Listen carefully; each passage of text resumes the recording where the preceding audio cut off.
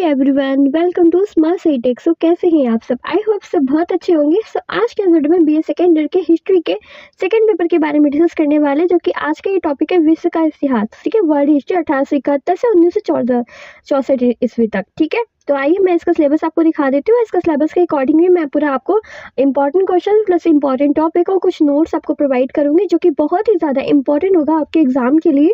तो वीडियो को एंड तक अच्छे से कंप्लीट करेगा। आपके आई होप फर्स्ट पेपर बहुत अच्छा गया होगा, नेक्स्ट की तैयारी अच्छे से करेंगे। ठीक है, तो और इसका आपको अगर सब मेंबरशिप चाहिए होगा तो मुझे टेलीग्राम पे बताइएगा। आपको इसका मेंबरशिप अगर लेने पे आपको इसकी PDF नोट प्रोवाइड की जाएगी। ठीक है, तो चलो देखते हैं। तो पहला तो हमारा आता है यूनिट फर्स्ट में हमारा आता है फ्रांस के तृतीय गणतंत्र के बारे में आपको पढ़ना है। नेक्स्ट है बिस्मार्क युग के बारे में है। कैंसर विलियम द्वितीय अफ्रीका में नव साम्राज्यवाद। ठीक है, यूनिट सेकंड में आता है जापान में। एंड जो भी आपका जितना भी इंपॉर्टेंट है ना, वो सारी चीज़ें मैं आपको कंप्लीट कराऊंगी। ठीक है, यूनिट 1 से लेकर पूरा यूनिट 5 तक।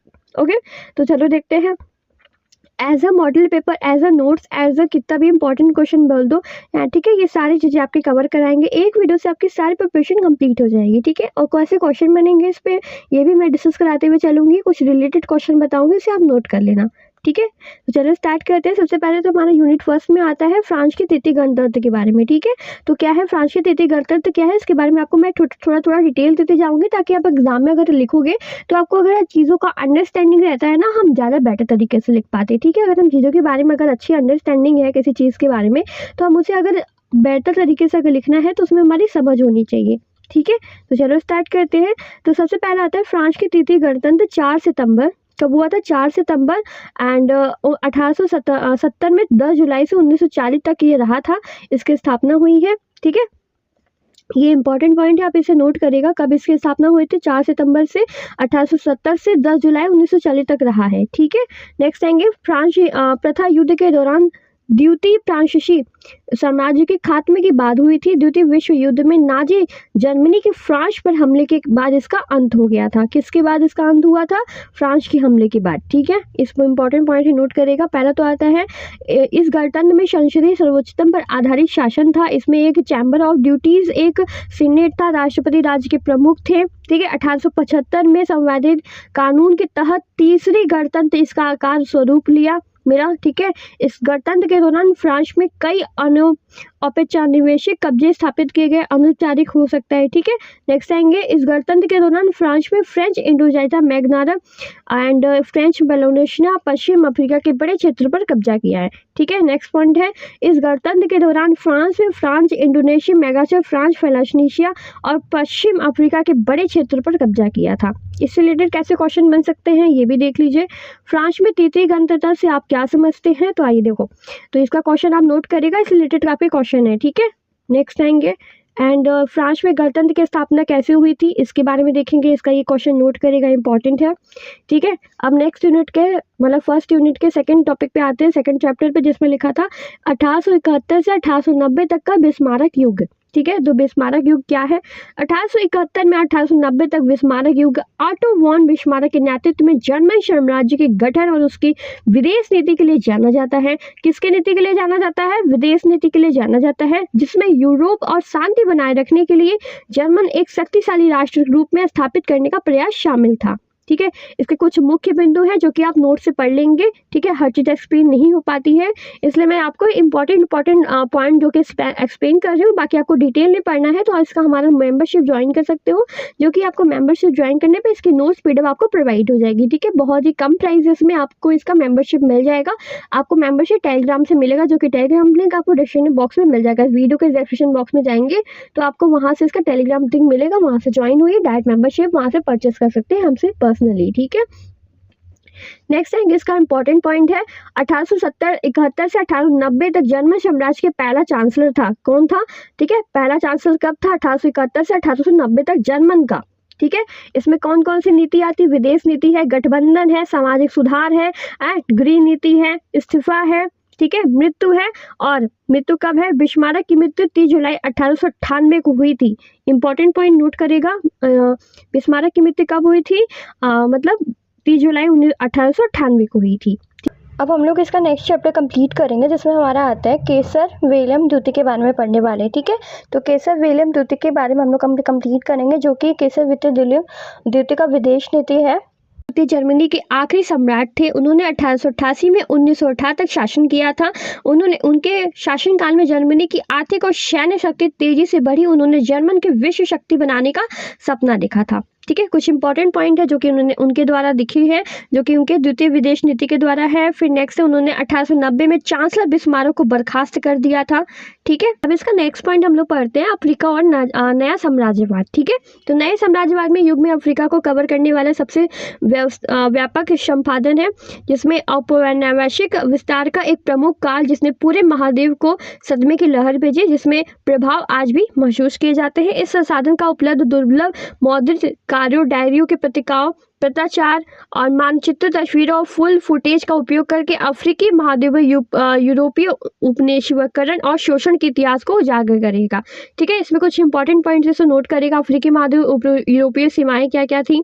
ठीक है, नेक्स्ट है, इसमें कौन कौन इंक्लूडेड था। डेविड लिगोस्टन है, रोजर कैमस्टन है, ब्रिटिश विदेश कार्यालय है, फ्रांसीसी खोजकर्ता है, अफ्रीका के ब्रिटिश सैनिक है। ठीक है, अगर आप इसका नोट्स परचेस कर लेते हो तो बहुत ही ज़्यादा हेल्पफुल रहेगी आपके एग्जाम के लिए। ठीक है, और बहुत ही कम प्राइसेस में आपको इसका नोट्स मिल जाएगा। मेंबरशिप ज्वाइन कर सकते हैं टेलीग्राम से।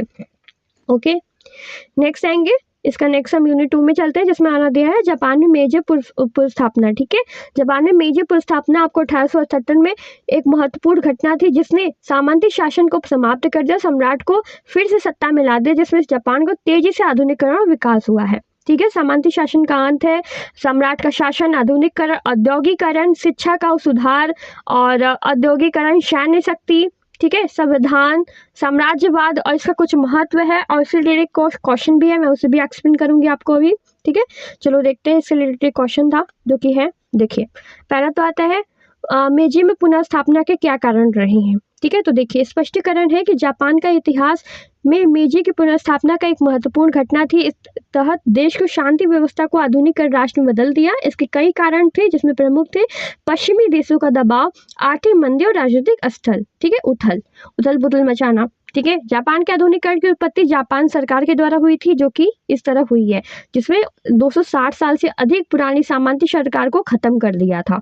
ठीक है, इसका इंपॉर्टेंट पॉइंट है, इसे नोट करेगा, 260 साल से अधिक पुरानी सामंती सरकार को खत्म कर दिया है, जो कि जापानी के मेजबानों ने। ठीक है, नेक्स्ट आएंगे, जापान में सैन्यवाद का उदय है, आर्थिक मंदी, राष्ट्रवाद, राजनीतिक अस्थिरता और नेक्स्ट है इसमें पॉइंट है वो चीनी का है ना, अभी बताते हो उसके बारे में। ठीक है, सैन्यवाद का प्रभाव है, साम्राज्यवाद है, मंचूरियन संकट है, 26 फरवरी की घटना इंपॉर्टेंट है, इसे पढ़िएगा और इस पॉइंट को जरूर लिखिएगा अगर ये क्वेश्चन आता है। बाय द वे क्वेश्चन तो आपको सारे चैप्टर से बनेंगे। ठीक है, एक क्वेश्चन जरूर आएगा, तो अच्छे से पढ़िएगा। अब चीन और जापान का युद्ध के बारे में पढ़ते हैं। प्रथम चीन जापान युद्ध 1894 से 1895 तक चला है। ये कोरिया पर प्रशासनिक और सैन्य नियंत्रण को लेकर चीन और जापान के बीच यह युद्ध हुआ था। द्वितीय चीन जापान युद्ध 1937 से 1945 तक हुआ है। ठीक है, इसका कुछ पॉइंट है, जैसे ये मैं बोल रही हूँ, ये देखिए पेरिस के शांति सम्मेलन, इसको पढ़िएगा और इसी तरह का आप एग्जाम में डायग्राम बनाइएगा। तो ठीक है, इसका स्क्रीनशॉट ले लो, या तो अगर नोट्स लेते हो तो उसमें ये मिल जाएगा। ठीक है, नेक्स्ट आएंगे, इसमें देखो यूनिट 4 में चलते हैं, जिसमें हमारा रूस की क्रांति के बारे में है। रूस जापान युद्ध कब हुआ था, इसमें कौन विजयी रहा है। 1904 से 1905 के रूस और जापान युद्ध में क्या हुआ था, इसमें आपको बताना है। इंपॉर्टेंट क्वेश्चन है, नोट करिएगा। ठीक है, अब यूनिट 3 में आते हैं पूर्वी समस्या। ठीक है, पूर्वी समस्या से है 19वीं सदी के तुर्की समाज के पतन और यूरोप के ईसाई ज्योति द्वारा स्वतंत्रता मांग से जुड़ी एक जटिल स्थिति है, जिसमें 1878 के बर्लिन कांग्रेस और युवा तुर्क आंदोलन महत्वपूर्ण घटनाएं थी। ठीक है, इसमें कुछ इंपॉर्टेंट पॉइंट जैसे पूर्वी समस्या, बर्लिन कांग्रेस, युवा तुर्क आंदोलन। ठीक है, 1970 की रूस क्रांति के कारण और परिणाम ये रहे हैं। अब आते हैं प्रथम विश्व युद्ध। ठीक है, प्रथम विश्व युद्ध क्या है, इसमें देखिए इसमें कुछ रिलेटेड पॉइंट जैसे नोट करेगा, जैसे कि देख सकते हो, ये थोड़ा सा जूम करके मैं आपको स्लो करती हूँ।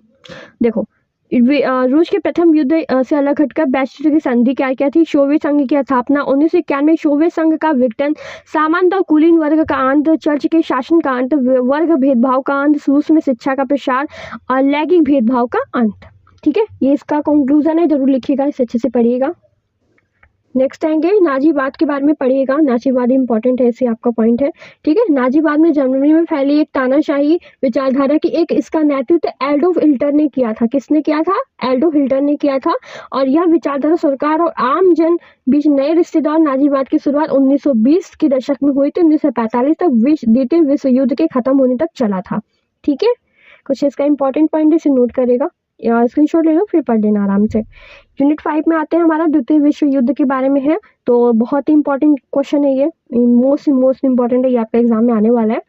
एंड द्वितीय विश्व युद्ध 1939 से 1945 तक ये विनाशकारी वैश्विक युद्ध था, जिसमें मुख्य कारण प्रथम विश्व युद्ध के बाद असंतोषजनक स्थिति, नाजीवाद का उदय, आर्थिक मंदी जिसके परिणाम लाखों लोगों की मौत, सरकारों का विनाश, शहरों का विनाश, वैश्विक राजनीति का बदलाव, ठीक है, बहुत सारी चीजें हुई थी जिसमें ये कारण है। कौन कौन से कारण है देखिए, जो कि प्रथम विश्व के बाद ही बदली थी। नाजीवाद का उदय, आर्थिक मंदी, जापान में विस्तारवाद, इटली की फांसीवाद, पोलैंड का आक्रमण और इसका कुछ परिणाम है, ठीक है। मृत्यु, विनाश और संयुक्त राज्य के एक संगठन की स्थापना द्वितीय विश्व के बाद हुई थी 1945 में। इसका मकसद अंतर्राष्ट्रीय स्तर पर शांति, सुरक्षा, मानवाधिकार, आर्थिक विकास और सामाजिक प्रगति लाना है। संयुक्त राष्ट्र का मुख्यालय न्यूयॉर्क में है, ठीक है।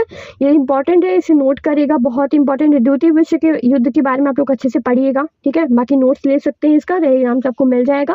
वीडियो कैसा लगा मैं जरूर बताइएगा, लाइक और शेयर जरूर कर दीजिएगा, चैनल को सब्सक्राइब करके रखिएगा, जिससे आने वाले न्यू वीडियोस के नोटिफिकेशन आपको मिलते रहेंगे। सो मिलते हैं नेक्स्ट वीडियो में, तब तक के लिए bye bye. So thank you for watching and best of luck.